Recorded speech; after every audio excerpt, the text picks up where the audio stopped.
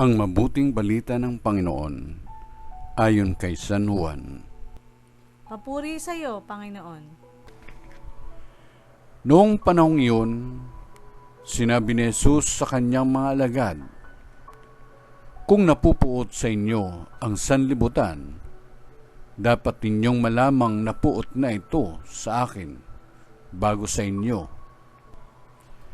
Kung kayo nga'y sa sanlibutan, iibigin kayo nito bilang kanya. Ngunit yamang hindi kayo sanlibutan, kundi pinili ko kayo mula rito. Ito'y napupuot sa inyo. Alalahanin ninyo ang sinabi ko sa inyo. Walang aliping higit kaysa kanyang Panginoon. Kung ako'y inusig nila, uusigin din nila kayo. Kung tinupad nila ang aking salita, tutuparin din nila ang salita ninyo.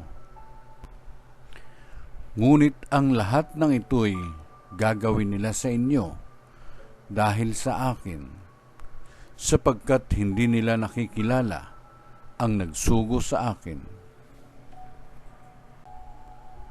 Ang mabuting balita ng Panginoon. Pinupuri ka namin, Panginoong Kristo.